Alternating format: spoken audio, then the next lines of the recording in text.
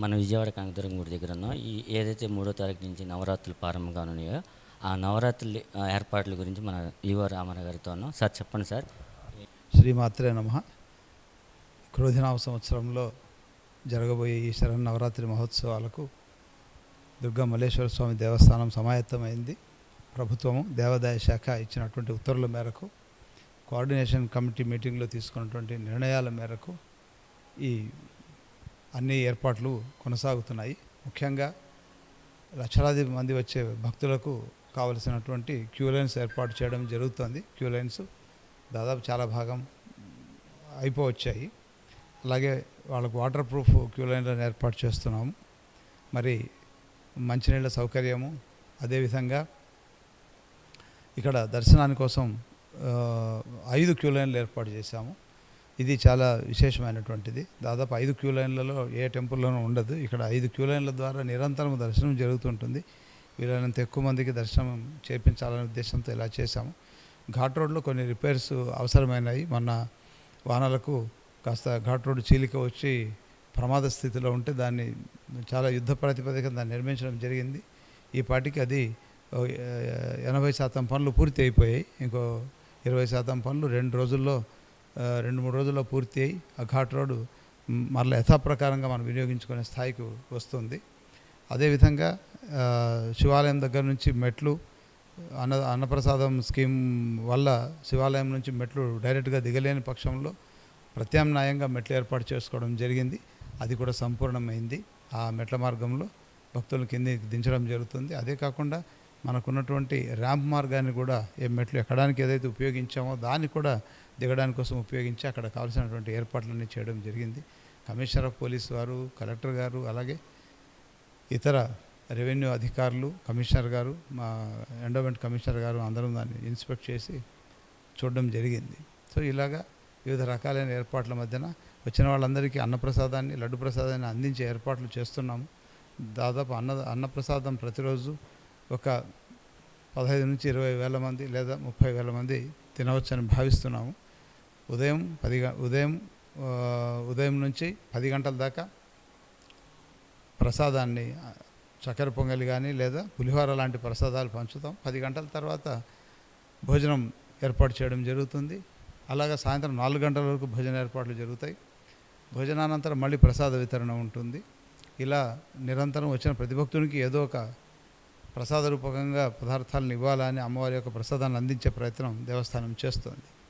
మరి లడ్డు ప్రసాదాలు కూడా పోయిన సంవత్సరం 25 లక్షల దాకా భక్తులు తీసుకున్నారు. వారికి కావాల్సినటువంటి ఏర్పాట్లలో సిద్ధంగా ఉన్నాం. మెటీరియల్ అంతా అవసరమైనటువంటి మెటీరియల్ను సమకూర్చుకోవడం జరిగింది. లడ్డు ప్రసాదాల తయారీకి కూడా సమాయత్తమై ఉన్నాం. కల్చరల్ యాక్టివిటీస్ కూడా ఉదయం నుంచి సాయంత్రం వరకు ఏదో ఒక వచ్చిన భక్తులకు ఎంటర్టైన్మెంట్, అలాగే సనాతన ధర్మం మీద మంచి విషయాలు చెప్పడానికి మన కళలైనటువంటి కూచిపూడి, భరతనాట్యము, సంగీతము ఇలాంటి మంచి సాంస్కృతిక కార్యక్రమాలను కూడా ఏర్పాటు చేయడం జరిగింది. దానికి డయాస్ కూడా కిందనే ఏర్పాటు చేశాము. గోశాల దగ్గర అక్కడ జరుగుతున్నాయి. మెడికల్ క్యాంప్స్ ఏర్పాటు చేస్తున్నాము.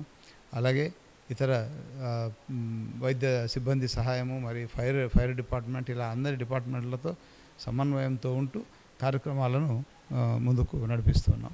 సార్ చెప్పండి, ఇప్పుడు వచ్చే భక్తులకి కానీ లేకపోతే వెహికల్స్ పార్కింగ్ ఎక్కడ పెట్టారో వాళ్ళు ఇబ్బంది లేకుండా ఏర్పాట్లు ఎక్కడ చేశారు?